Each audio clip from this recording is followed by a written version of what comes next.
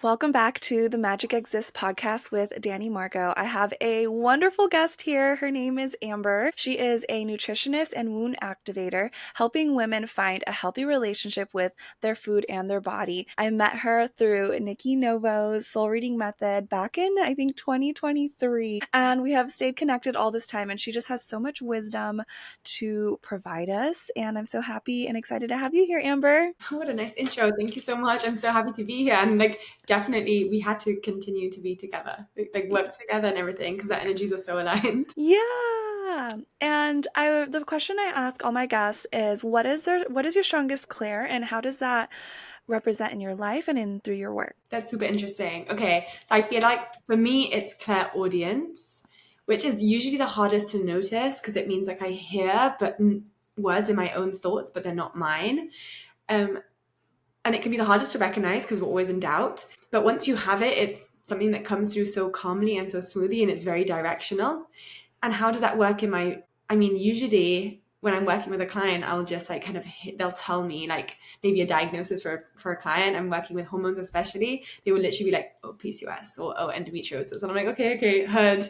And that's helps to direct what I'm working with. And so it's really supportive, really, I would say. That's amazing. And that's been the last clair that's come to me where it's because I always recognize thoughts in my mind, but I always just thought they were my own thoughts. I thought they were just ego. But once I entered the Akashic Records and, been in that space for so long now, I understand that these messages, it sounds like my voice, but it's not from me. It's definitely from a higher frequency energy, whether it be galactic or Akashic. And so it's been definitely using discernment. And I love that. Yeah, for me, it comes through when I see clients and there's something coming through, I get it more as sometimes I'll get it as a voice, but mainly I get it as a knowing. I just know okay, this is what they need to do. So it's cool to hear other people's strong clairs when that's actually one of my, I guess I would say, weakest. That's so fun. And actually thinking back to it, once I started to realize and have the discernment, oh, actually, this is not my own voice, I actually was able to trace back loads of really pivotal times in my childhood where there was voices directing me, I would say angels at the time, directing me in what I was experiencing. And that was a pivotal make or break moment for me. And it was ended up not being my own voice, but the spirit speaking to me. And I think that's just so powerful. But it tends to be one of the last ones we always recognize. But care cognizance as well, when it just comes to you that, you just have that knowing, that download, that does happen as well. And that's pretty, you're oh, okay, I don't know where it came from, but I recognize that this is the truth for me right now. Yeah, and I love that you said you became more validated with it because you saw and you reflected upon all your life that actually you've been receiving these messages for all this time, and now that you're choosing to be in that connection, you're oh, actually I've always been in this connection, and it's so beautiful. So tell us a little bit about your journey, how you started, and where you are at now. Yeah, okay. I feel because we're talking about childhood, I feel we should just go there. So as a kid, a lot of people in my family were very visual, so clairvoyant. So I always thought that I was the least connected out of the people around me, but it actually just turns out that I was just connecting in other ways. And also when we have fear around seeing, we can actually block that off. And now as I'm working with my psychic gifts, I actually realize that I am actually able to see. It's maybe a lot of it was what I was tuning out and expecting it to be different. So I always compared myself to those around me. But I really just started off doing nutrition. So I knew from a really young age, I was about 14, and I was okay, this is what I want to do. I want to study nutrition. And I always was, a bit of that knowing, okay, I'm always going to work with people. I could see it from a young age. I was I'm going to have my own clinic. I'm going to work with people. I'm going to work one-to-one. And that's how I could see that, not even a dream. It was just facts. I could see it. And when I was studying for nutrition, I was always said I wanted to work with people with eating disorders. And I was oh, why did I tempt myself? The spirit's oh, you want to work with that? Let's give you as much compassion as you can get. And I struggled with my relationship with food and my body at that time, but as a byproduct of a lot of traumatic memories that were coming up from childhood. So once I was through with that, I was okay, I was in this kind of spiral of healing where I was finished uni, finished my master's, and I was okay, I need to start my business now. What's that going to look like? And because I'd been in such a turmoil around my own relationship with food and my body as a way to overcome perfectionism and control, at the end of the day, that's what it was. It was just the symptoms of wanting to control my life because I didn't feel safe. And I started to work with that intention in nutrition. And I started to help a lot of women, especially who are struggling with a relationship with food, who had eating disorders growing up, that the remnants, I call it the remnants or the threads that were still lingering in their lives. And I would really just guide them through those things. But in that, I realized that I was going very, very deep, and we were getting into like the root cause work. And at the time, I didn't realize I was necessarily working with spirit. But it ended up just always naturally coming to a point where we were talking about the childhood experiences or talking about really deep traumatic things that happened. And I was just very much led to working outside of nutrition. So we'd be covering relationships, like mother roles, like all the different aspects of what makes up a person that's not just food. And in that journey, it was like really deeply profound. But I also realized, okay, maybe this is not just nutrition. Maybe there's something more to this. And I found, there was a couple of things mixed in, but I had gone through like a spiritual awakening in a way, or beginning to. And I found a book by Gabby Bernstein, and I remember reading that and being like, what? Like, angels are real? Like, are you kidding me? I had to stop the book and read like a few times. I think that comes into like religious trauma. I think a lot of people who are brought up like Catholic or quite Christian can really pull away from that idea. But I remember scratching my head and being like, okay, so if angels are real, like what else could be real out there that's not just like what we know, and it's not just like based through the lens of like religion? And that kind of like, I ended up being like, okay, maybe I am actually working. And in that time, when I was working with my one-to-one nutrition clients, that's when I started noticing maybe, okay, actually, I am being shown a visual of a wave, which is really just representing the tumultuous time that maybe this client is going through, or the emotional ups and downs. And I started to kind of interpret what spirit was saying in those sessions, which then led me to doing a little bit more intuitive development work and soul reading method, which is where I met you. That's so beautiful. And now you are integrating the Mhm. energy with nutrition. Tell us a little bit about how that's integrated. Because I love how oftentimes the clients that come to you are meant to expand you. And I truly believe that.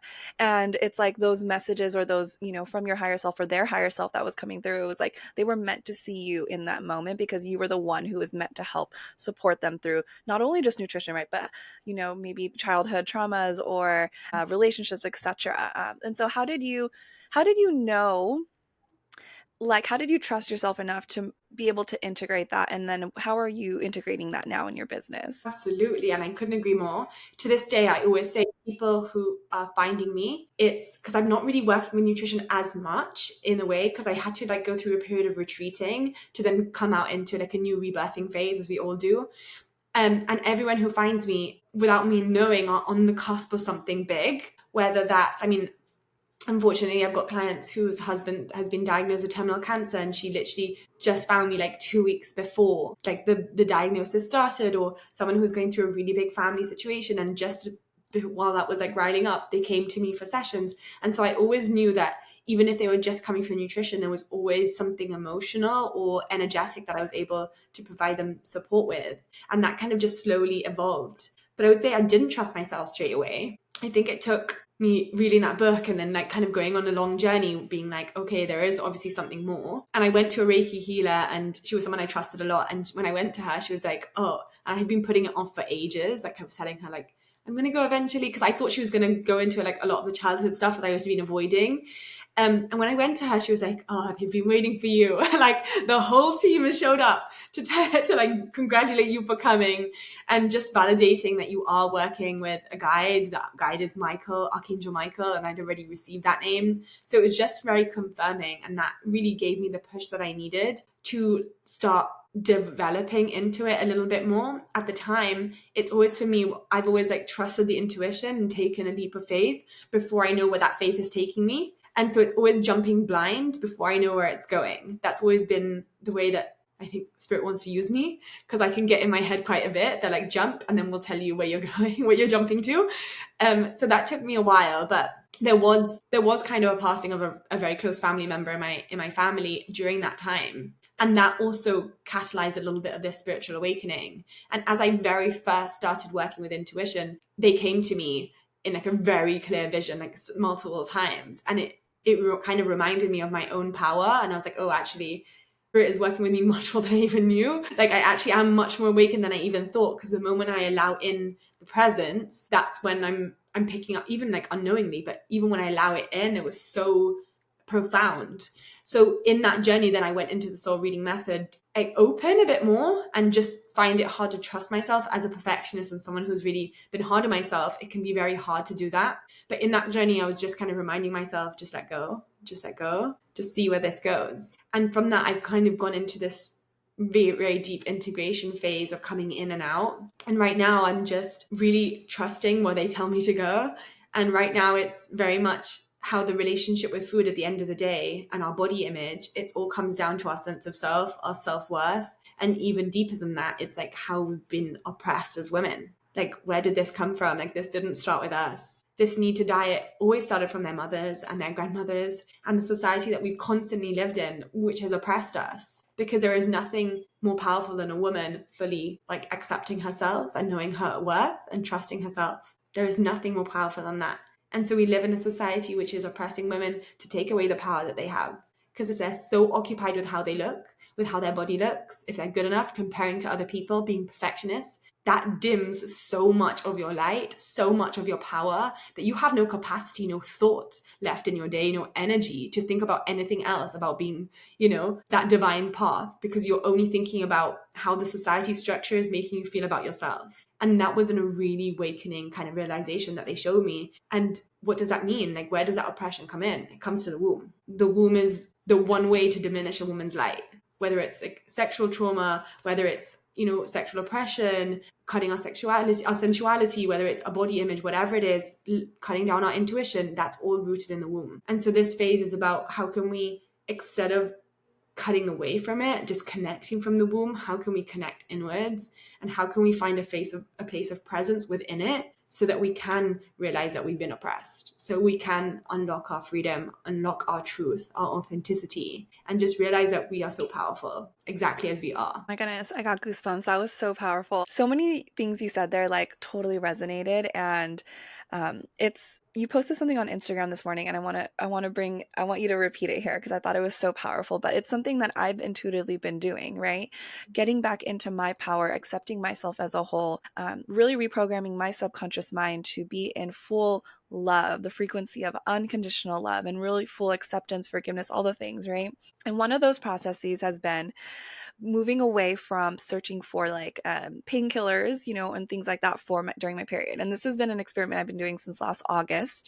And instead of reaching for the ibuprofen or the Advil, which in Europe it might be something different, but it's like the anti-inflammatory. Exactly. And it was like a habit. I would just do it right away because I was like, I didn't want to feel the pain. I didn't want to feel the cramps. And then I was like, I still have to go. I still have to work all day. And so it was a disconnection, right, of really feeling my body's natural processes.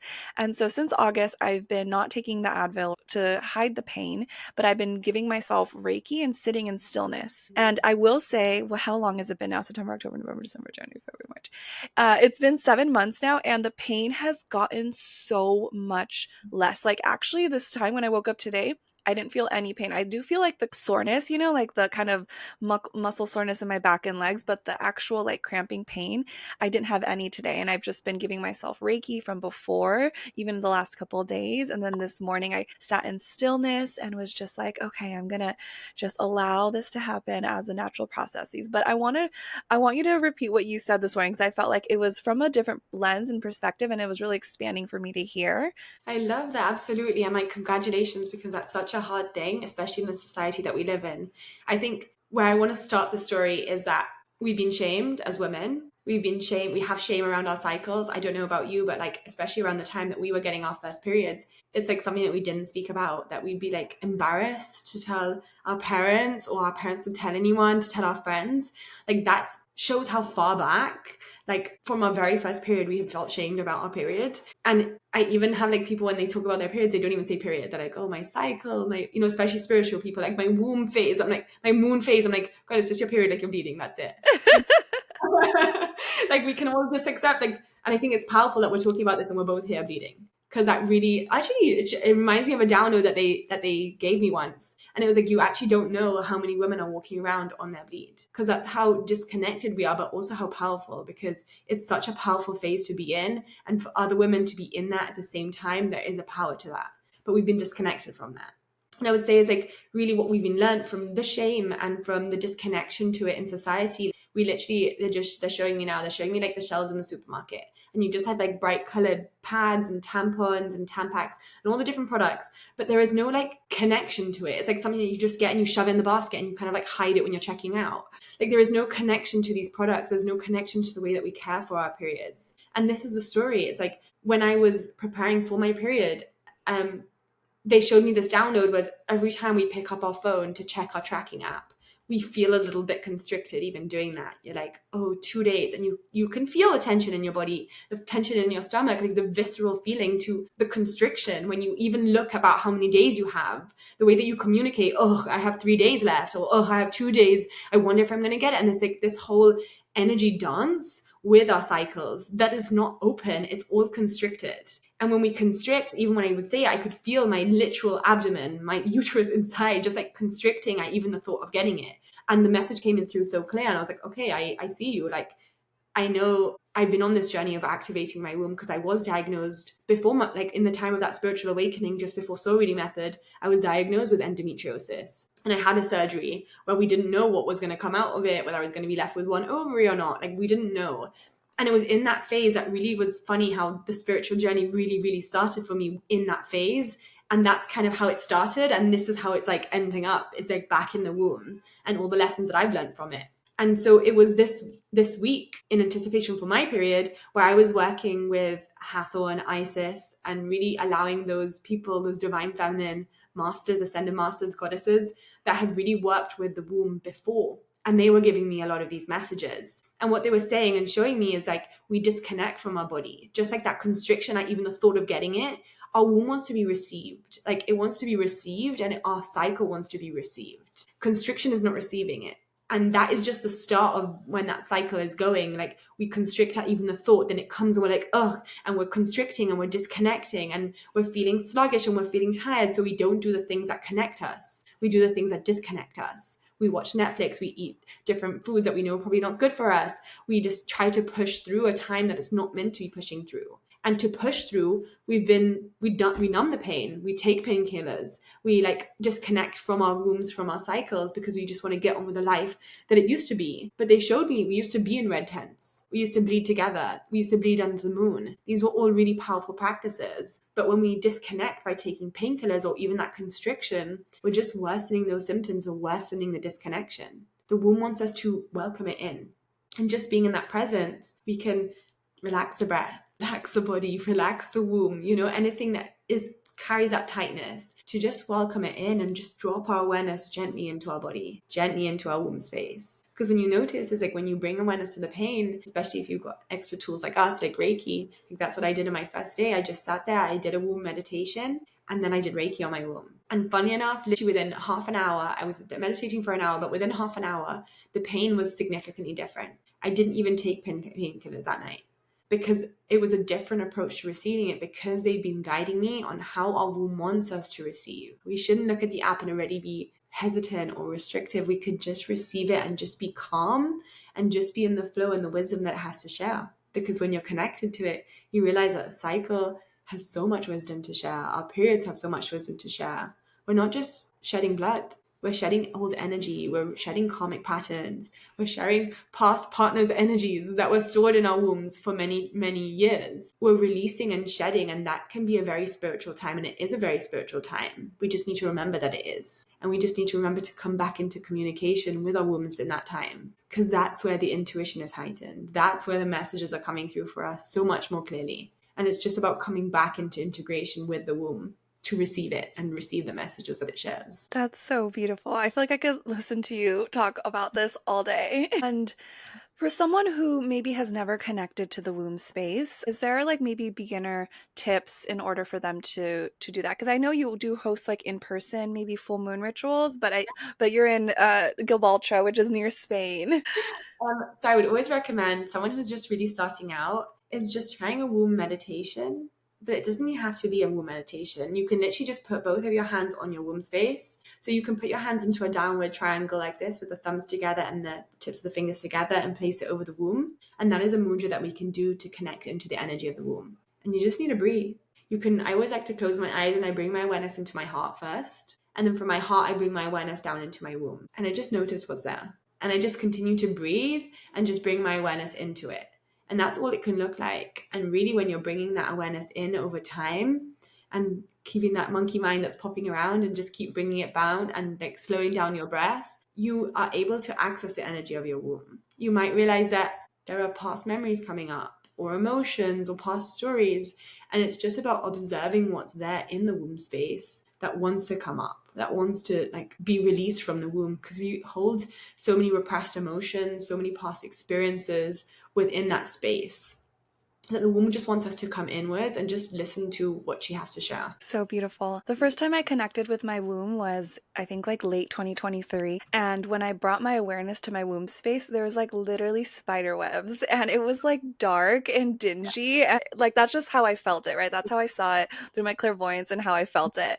And it was really cool because I was doing this meditation and you bring like you call forward a spirit animal for every chakra. And so the one that came through was the Black Panther. And I was like, oh my goodness, okay. So like he went in there and was just like bringing in light. And it's, I think the point of all of this, right? You can do this with any chakra, is to bring that awareness to your body and create a relationship with your body, to really know what your body wants and needs from within and not searching outside of you. Like, is this right? Is this wrong? You know, how should this be? It's creating that and cultivating that relationship, which actually is so empowering, because now it's like, you know, I bring that energy to my womb and it's like we are both literally healing our bodies, not having to take painkillers as we did for decades, because we are incorporating not only energy work like Reiki, but intention, love, our breath. And as any relationship, right? Relationship with a partner or a friend, you need to bring awareness. You need to cultivate communication. And so by bringing awareness to the womb space or whatever chakra you're working on, you are cultivating this communication, this connection. And I think it's the most powerful ritual or tool you can use, to just exist and live. And it is what's helped support me really heal and bring forth my soul in a more brightened and light and expansive way. Absolutely. And actually, what you're saying, I had a womb reading for a client last week. And in that reading, I was kind of reading the energy of her womb. And our womb can hold so many things, right? They can hold past life memories, they can hold ancestral memories or ancestral stuff in our DNA. So this involves karma and like our past lives and everything. It can hold repressed memories or repressed emotions. So there is a lot to be processed within. But what they showed me is like, when you're really, first of all, what they showed me is like, we all have a magnificent amount of power to draw light into our bodies for healing. Like that was like, oh, I got chills, because actually like every time I do a reading for someone, they remind me of something and they let me see it from a greater perspective of just how powerful we are outside of the human. They were showing me like, we have so much power to draw light into our bodies. And if you're not doing that, you can do that. You can literally just visualize light from the divine coming into your body and light from the grid of the earth coming into your body. And when you can, what they were telling me is like to tell this client to seed light into their womb. Because this is a client that was struggling with PCOS, endometriosis, fibroids, just a lot of missing periods, just so much going on. It's like seed light into it. Like we are all healers and we can all draw that light. And so just visualize that light coming into your womb and expanding it with light. Because that alone with your breath has such a healing capacity that we don't even recognize. And I think that even for me, it took a step back because I was like, okay, I know these things, but to be shown from this perspective that we all have that capacity, and just how healing, just bringing light in can be, seeding in light of the universe, of the divine into our bodies. Like that is such a frequency of light and healing that we don't even realize. And once we could see that, there was just so much to like work with, because then you're like, okay, we can cut ties to the ancestral stuff. We can heal ancestral pain. And from on the other side of that, we have access, like you said, to the power, because that is all the jumbled up human kind of energetic stuff. But underneath that, a fully activated womb is one that is purely just flowing with intuition. It's where that raw power and magnetism and manifestation all come in to meet each other. Because when her womb literally told me, is like, when you cut all these ties to the things that are getting in the way of that pure expression of the womb, you will be able to manifest anything that's in your highest good at the drop of a light, of a just so quickly, because you're going to be manifesting with your womb as a co-creation. And that was just so powerful. I was actually blown away. I was like, okay, yeah, I need to remember this for myself and for all of us as women collectively. I'm blown away right now. Yeah, and because the sacral is the energy of creation. It's literally we not only physically have our, children birth from that space, but also you're right, ideas, desires, life that we create. And before my spiritual awakening, if someone had said like, "Oh, I'm going to bring in light," like, okay, whatever, like I'm not doing anything, right? So I don't deserve to be healed or I don't trust that that's working. Like we are proof here. Amber and I are proof that bringing in light, trusting in your power, knowing in your power, believing in your power, trusting in the divine energy, the cosmic energy, the Mother Earth energy, and bringing that light in. I do that like 3 times a day, honestly, even more oftentimes if I'm like, especially because I've been sick the last few weeks.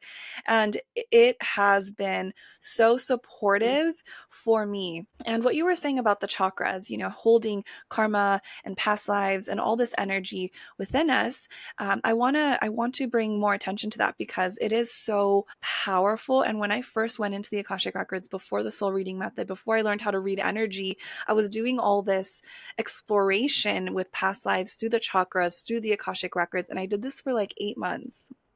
And I would literally just go into meditation and go into, like, let's say my third eye and be like, show me where you were blocked in a past life. And then let's heal it. And I would do, it was like so many layers, so many lives of every chakra. And now that I'm looking back though, I feel like I only did like the top 5 or something. I think this is a reminder to now go back down to the root. Always. I think the root and the womb is what we always ignore, because the lower chakras are more dense, and there's also the solar plexus. So especially as spiritual people, we tend to just rise up, but like we have to bring all the awareness all the way down. Yeah, and I love that you said you used Reiki because you and I are learning from each other, which I absolutely love. I was teaching you Reiki and you're teaching me nutrition and the anatomy and how the body works. And we've been going through digestion and even like detoxing, and it's been so amazing. Like I know you have your master's in, the nutrition, and I didn't know you go so into depth of the anatomy of the body as well. And so with nutrition, I was wondering if you can kind of go over just a little like how the body actually works and digests, because there's so much energetic parts that go into how we eat.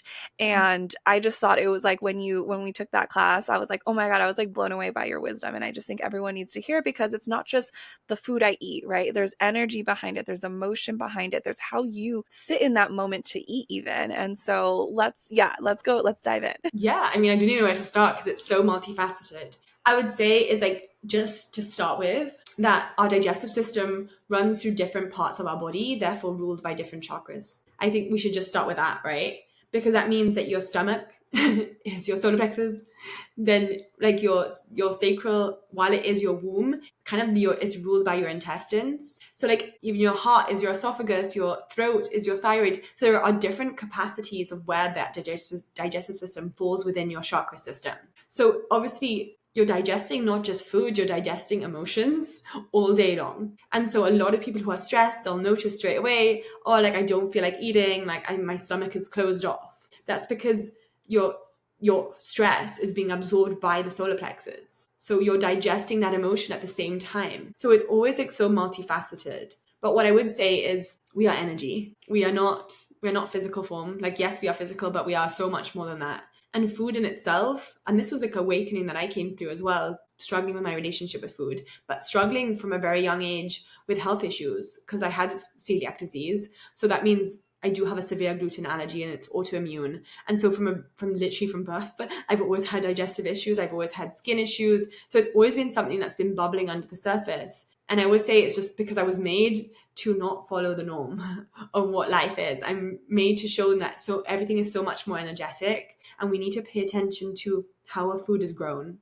What are the components of the food? What are the energy of the food? Because at the end of the day, a piece of meat has a different energy frequency to a vegetable that was grown organically outside in the sun. to something that was canned or processed and put into a container or into something processed, everything carries energy. And so you're digesting not just the actual food product, but you're digesting the energy of that, because these things are living, or if they're processed, they're dead, dead energy, you know? And it's not to like bring fear around food at all, because I'm super like inclusive about food. I think every food plays a part, even if that part is sensory and like emotional. Like we get to enjoy birthday cake because it tastes good and because it's part of that kind of society of bringing food together, being like food bringing people together. But we are also, when we're spiritual beings and we are working with energy, we also have to remember that we're digesting energy too, and we're digesting the frequency of food. And that is so important. And so not only the state of when we're eating it and how we're eating it, whether we're calm, because if our body's in a state of calm, then we can be our nervous system will be in a parasympathetic response, ready for digestion. If we're moving, if we're stressed, if we're not calm, if we've got racing thoughts, we'll be in a stress response, which we know that closes the solar plexus, it closes the digestive system, it constricts the flow of energy. So it doesn't serve us to be eating in that way. And then the foods that we're eating will also affect us. And when you can go into an even deeper level, each of the foods, their colors that they carry, therefore work on different resonance of the colors of the chakras. So it's so multifaceted, and I don't even think I could get to it in a whole podcast. Yeah, it's so amazing. What I've been doing recently, because I'm very new at nutrition and eating healthy and all those things, like I don't think I ate vegetables till I was like 25, or I don't think I learned how to cook till I was 25. So it was like, it's been a journey. What I've been doing recently is feeling the energy of like the product in front of me and just testing that out. Because when I go shopping, I'll get, the pasture raised eggs and the grass fed organic chicken and beef and like, organic fruit. But when my fiance goes shopping, he just kind of gets whatever and throws it in the, cart. And so it's been something just experimenting with.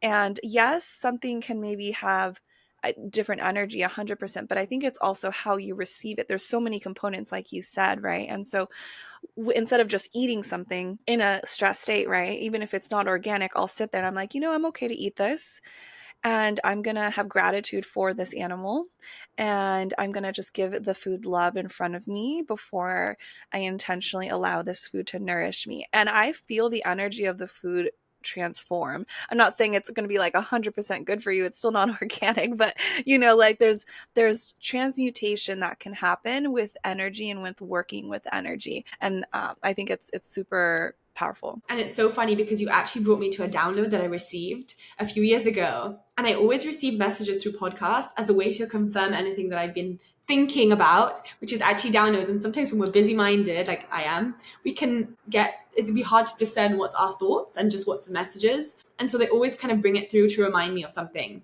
And I had been feeling this, what we're talking about, like the energy of food, and making sure to start to call in lighter food or lighter intention around food to really just help clear up my system at that time. And I went on a walk and I put on a podcast, and it was someone who reads the Akashic records. And in her podcast, that was irrelevant, it was to do with like a monthly update or something. She said, the guys want to remind you that when you bless your food, you bring that intention into the food, you can bring health and healing into any food that you're eating. Even if you're eating a cookie, you will bring health and healing and very high vibrational energy into that matches your own, because you've put it in there. And this will always stay with me, always and forever. Because then it reminds me, is like when we're working with our relationship with food, we have a lot of shame around food. We can get caught in this cycle because it's also propaganda by the supermarkets and the food industry, etc. Even like certain things are bad for you because obesity is bad and these are shamed foods. This kind of perpetuates, especially if you're a sensitive person and you've been receiving these messages and struggling with your relationship with food and your body image. It can be very hard to discern what is actually good for you, and it actually can put you in a state of hypervigilance around food. And you actually end up putting a lot of hate into your food that you're eating because you're shaming yourself so much for eating it that you're actually just shaming the food. You're bringing that vibration into the food and you're eating it. Like, this is really bad for me, but I'll just have a little bit, but I won't feel. And you're just kind of bringing this anxious energy into the food. And this just has something that's always stayed with me, because when you're struggling with your relationship with food, you're ingesting the struggle. You're ingesting the hate and the shame that you feel for eating it into your body. And if we could just stop and remember how powerful we are, like you said, bring that prayer into the food, even if it's just like gratitude. That's how the food cycle used to work. We used to, culturally in tribes, kill animal ourselves and be grateful for its life, for giving it to us. But we're so far disconnected because of the food system that we don't even remember any of those practices. And you're lucky because we live here in like a desert. Like we don't have any, I mean, it's a city, but like we don't have access to grass-fed meat and organic fruit and vegetables like other places do, because we don't grow our own food. So everything is imported. We don't have the access to it. But I think it's just coming down to the fact that when you just take the time to bring that energy and that intention into the food, like the guide said in that message, that Akashic Record said about the food, it allows us to bring healing into whatever we're eating. And as long as we're not putting our own projected shame into it, like that vibration of what we're putting in is going to be drastically different. And that is, they always remind me, they're like, pray into it, pray. And I'm like, yeah, okay, I get it. We're going to bring that intention of love into the food, because if we're putting it into the food, we're bringing it into our body. Yeah, I absolutely love that. And that was when, as you were saying that and speaking that, I saw like the food shift, the energy, and then aligning to me. I always just thought I was bringing in divine light, but actually, you're right. Like the frequency of it shifts to my intention, my energy. And so my body digests it easier, which makes a lot of sense. And ever since I've been doing this, like I think for a year and a half now, my digestive system is completely healed. Like I had not good digestion, and now it's like it's totally regular, totally normal, and it's literally all I've shifted is my intention and my thought processes. Oh, and when you speak about prayer, that was something that I was really resistant around for a long time because I was born and raised Catholic. And when I was doing it, I always taught like you have to do it for someone else. It's because, God wants you to do it, and it's because you're supposed to do it. And so I never felt like genuine about it. So when I would pray, it was just always kind of like, okay, because it's out of fear, and it's because I have to do it. And so it's been this long process of going back, releasing all that resistance, releasing whatever projections I have around religion, prayer, and now finding it for myself. I feel so much more aligned to it because now I have my own connection to God. How I'm blessing this food, it's because I want to. It's because I know I'm connected to it. It's because I know I want to be nourished. And it's such a beautiful cycle to come back to that. And it's funny because you're actually bringing, because I went to Catholic school. So I remember all the school just sitting in the lunch hall, repeating the same prayer every single day, like this, repeating it so that we could eat our lunch and just kind of get it over with. And for me, it was really hard to unpick religion from prayer, and even like religious figures, like actually from ascended masters, to realize actually Mary Magdalene, Yeshua, Mother Mary are actually not religious figures. They actually existed before religion did. And it was really hard to kind of unpick and unravel as well from those same experiences that you've had, to then realize what prayer actually is. For me, prayer is just intention. So anytime I'm connecting to my body, I'm like praying. Like if I'm breathing my breath, I'm breathing in, like I'm just praying, right? I'm connecting. It can be as simple as like noticing the water and just saying how beautiful it is. That's prayer. That's devotion. And I think prayer is just devotion. So if you just feel gratitude towards something, that's prayer. Like if I'm feeling gratitude for the guys that are coming, that's prayer. That's devotion. And when it comes to food, there's a powerful mantra that it's like a Hindu mantra that always like kind of resonates, because I obviously have a yoga background. I've studied for many past lives as well. But like even now I'm a yoga teacher, and I really use embodied yoga, and there's always ones that come through multiple times in my life. And that can be such an easy one, because you just like say the mantra with like devotion in your heart, and at the same time you think about all the people who have grown their food, prepared the food, even you for like making that food when you're cooking it. And that whole thing is just changing the energy frequency of the food that you're eating. And that is what prayer is. It's just being in gratitude, just being in devotion. Yeah, that's so beautiful.